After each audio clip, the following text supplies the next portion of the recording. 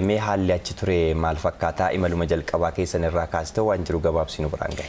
Egaa akkuma beekamu Ministirri Muummee Dr. Abiyyi Ahimad erga gara aangootti dhufanii waa hundaa kan dursu kabaja lammiileeti jechuudhaan biyyoota garaa deemanii lammiilee kanaan dura gatamaniitiin turan haasofsiisaa turanii kan hidhaman illee hidhaadhaa baasuudhaan mootummoota biyyoota sanaa wajjin mari'achuudhaan gara biyyaatti deebisaa akka turan yaadataman Ameerikaa deemaniiru diiyaaspooraa bal'inaan achitti argataniiru achi Awurooppaa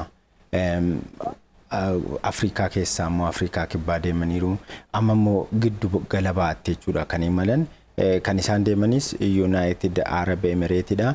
United Arab Emirates jechuun biyyoota Arabaa keessaa biyya baay'ee dinagdeedhaan investmentiidhaan daldalaan cimtuu taateedha. Giddugala daldalaa fi turizimiiti biyyi sun isaan qofti osoo hin taane duudhaan islaamummaatii fi akkasumattis ammayyummaa warra lixaa jechuudha.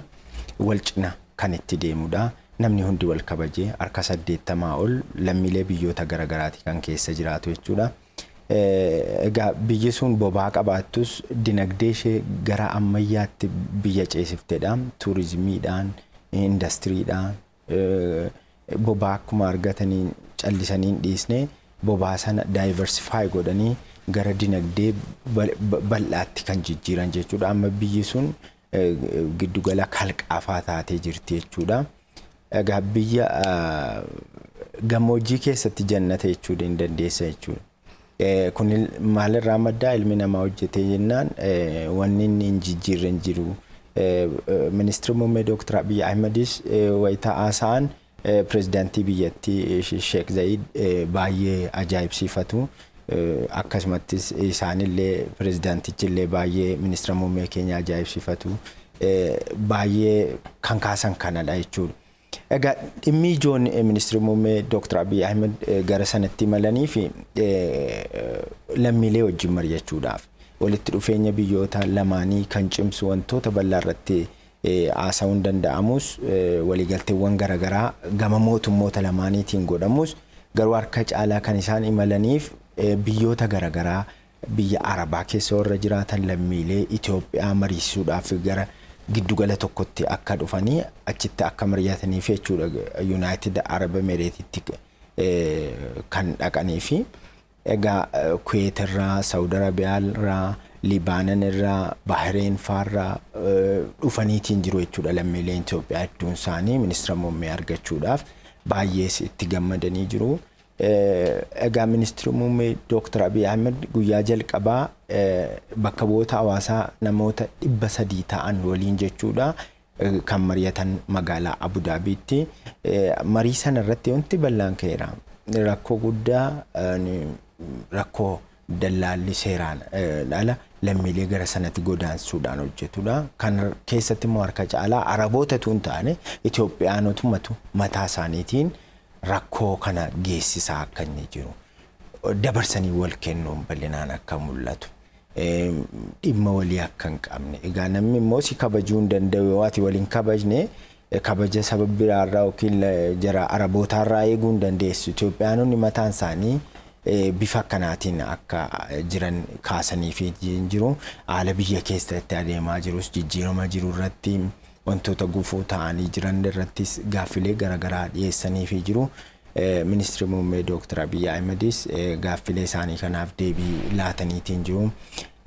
Biyyi kan kabajamtu yoo dhugaatti lammiin ishee kabajamedha. Lammiin isheen kabajamne taanaan kabaja biyyaa eeguun hin danda'amu. Kanaaf tokkummaa cimsuu, aadaa waliin hojjechuu dagaagsu. Qoqqoodiinsi biyya keessa jiru yookiin achis jira bal'inaan jechuudha. Kun afoo akka inni qabu waltajjii argatan irratti mataasaa nama walitti fidanii araarsaniitiin jiru jechuudha.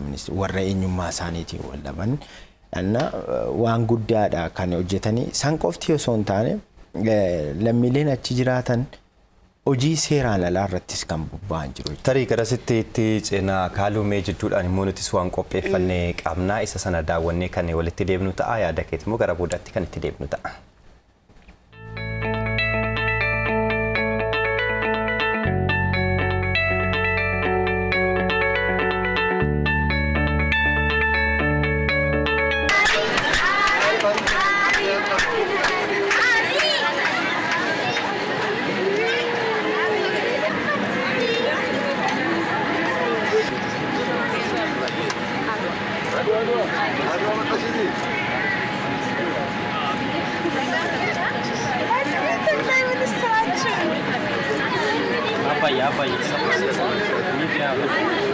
Anko gidditu Abdulloon jedhama. Godina Jimmaa Analii Saqaadhaani. Akkuma nama tokko hojjedheennaaf darba'een bahee ture. Mana dura deemee Itoophiyaa tokkoof ji'a lama baay'een tasaqaayee ture. Nyaatas ta'e maalis ta'e badaan tasaqaayee ture.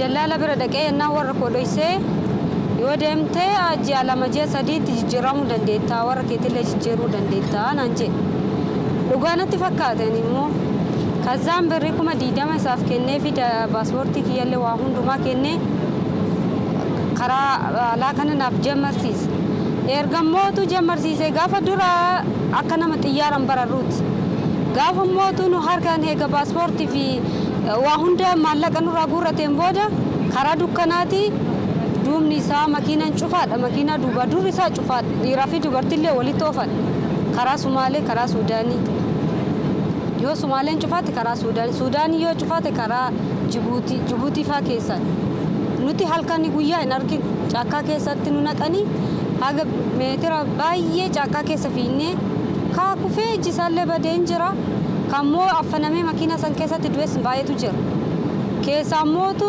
karaa bibaase immoo kabayeen jira eeshi kan hunda rakkoo kan hunda dandeenyee heegamootu as dhufnee biyya Dubaay qubanneen booda biiroo nu naqan biiroo kijibaati ni dallaala biiroo higgaawwiitti nuun jedhanii hin dhufnee yoo dhufnu biiroo nu fidan biyya keenatti horii gurgurama malee ilmi namaa ka gurguramu dhagar jiru kiyyarratti biiroon dhaynaa hin teennaa namni yaani foon isaa guddaa fi qumatii qabu kan dheerina qabu dafee bitamu nuti akka ijoollee xiqqishoolee dafanii nu fudhatan biiroo keessaan amma akka ofii kiyyaatitti ji'a 3 ture ji'a 3 ati gurguramuu diddee qaraaman sirratti lakkaa'ee jira bakka na kasaarsitee naan jedhe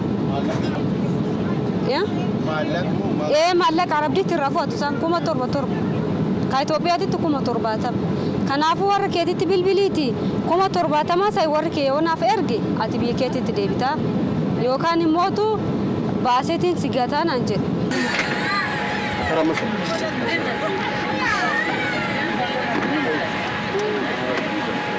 Guddaa natti dhaga'ama. Maaliyyuu dhabee nagaa biyya kootti deebi'u guddaa natti dhaga'ama. Badaan gammadeen jira jechuudha. Kanaafuu galanni guddaan isaaf haa ta'u hin beeku nama hin beeku har'a garuu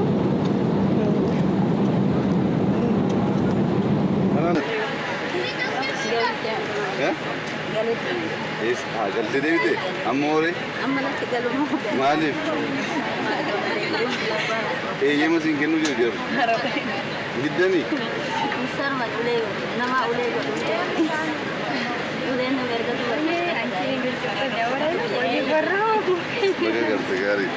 gara biyyaadhaa akkuma nama tokko hojjedhee naaf darbadheen deemu garuu akka yaada naaf hin taane ji'a ja'a mana ijaazaan ciise ji'a waggaa tokkoof ji'a lama hojjedhee kan ji'a ja'a qofa damoozinnaa kenname achi bahee ijoolleen na fuudhanii karaarraa mana ijaazaa ji'a ja'an ciise na rukkube carraa kana mooreen gadda naa bilbilamee akka tasa qodaa kooyyuu fudheen dhufne akka tasa ofumaa koo galuu gammadee tan karaa kana baay'ee gammadeera baay'ee natti dhagaan hin danda'u baqa waan hin jedhu na irrata danda'een dubbachuu hin danda'u. Ani gammachuu guddaan qaba akka mataa kiyyaatitti Dr. Abiyyiin ani amazagganatu nuna tulfaata hedduu tokko garuu dogongora kennanii ammaan booda obboleeyyan teenya warri karaa dallaalatirraan biyyaan baay'addan nurratti ilaala'a biyya keessa yoo ka dallaalaa kennitan san biyya keessanitti ta'a dalagadhaa hin baranna mangistiin kenna mangistii gaariidha karaa badhaadhinnaa qabanneetiin of fuulduratti deemnaa jedha.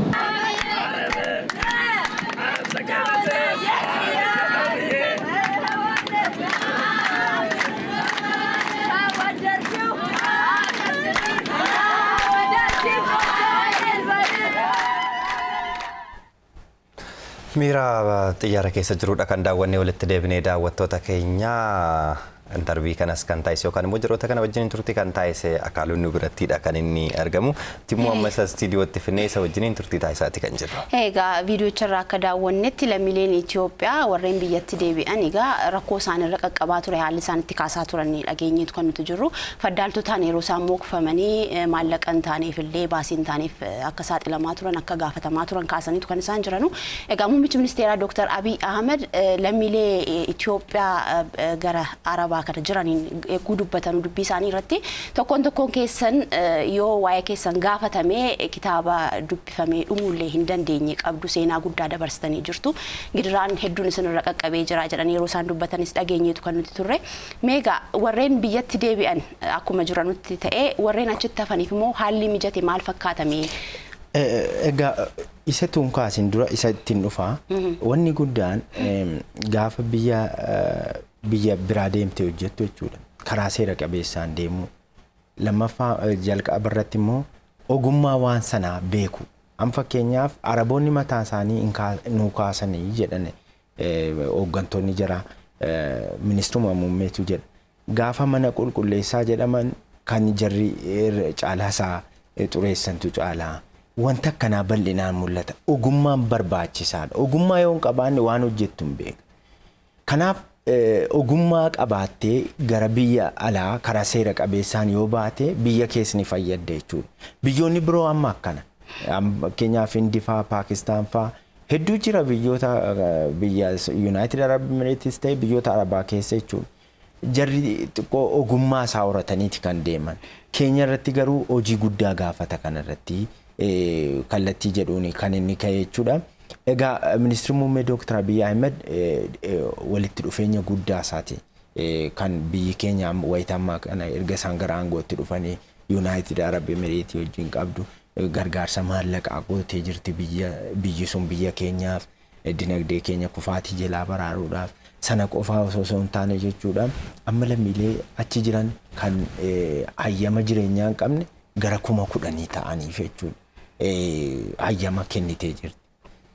Jarrumti kun mataasaa jireenyumti biyya sana baay'eetti hadhaa'eeti malee kan biyya keessa galan turuu danda'u ture. Garuu baay'ee ittiin tollee jechuudha. Kanaaf gara biyyaatti kan deebi'an. Garuu Dr. Abiyyi ayyamsiisaniifii jiru. Kanallee warra hin barbaanne immoo warra fedhii biyya galuu qabu immoo kottaa jedhaniin. Egaa ijoolleen kun warra da'uufaa jala turan embasiifaatti kan achitti gargaarsi garaagaraa godhamaafii turedha jechuudha. Kan gara biyyaatti fuudhaniitiin deebi'an. Egaa deeggarsi biyyi sun biyya keenya gochaa jirtu baay'ee cimaa akka ta'edha. Kan inni hubadhe walitti dhufeenyi gama hundaan jiru cimaadha. Dhaabbilee amantaa fakkeenyaaf mana amantaa ortodoksii kanaan dura iddoo sagadaatiif qondaaltonni kanaan dura yaada baay'eetti dhamaanii dadhaban Dr. Abiyyi Ahimad bifuma nama ajaa'ibuun pirezidantii biyyattii gaafatanii ayyamsiisaniitiin jiru jechuudha.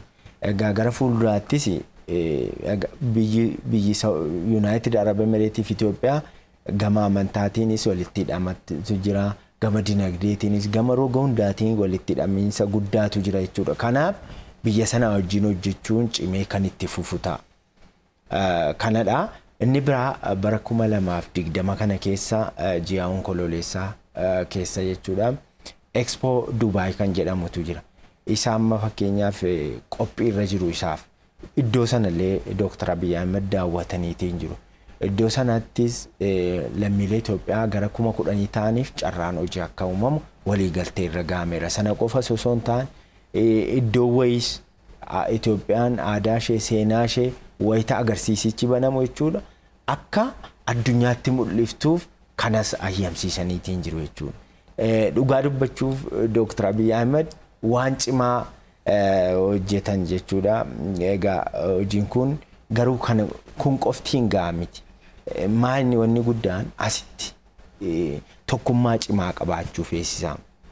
Lammiin biraa biyya biraa si kabajuu hin danda'u ati sitti waliin kabajne kana barbaachisaa tokkummaadhaan hojjetanii biyyi sun amma fakkeenyaaf gammoojjiidha garuu jannata taasisaniiru jar wanti achi jiru wanta si ajaa'ibuudha. Garuu biyyi keenya immoo biyya qabeenyaan badhaate jenneetu dubbannu isuma tursiisuu dadhabuun illee baay'ee nama wanna jedha waan ta'eef kanarratti ciminaan hojjechuu feesisaa kan jedhudha. Tole akaaluu gaana waliigalaas kan darbe kanuma. Tole akaaluu baqqalaa yaada bal'aa nu biraan geesseef guddaa galatoomii ulfina argadhu.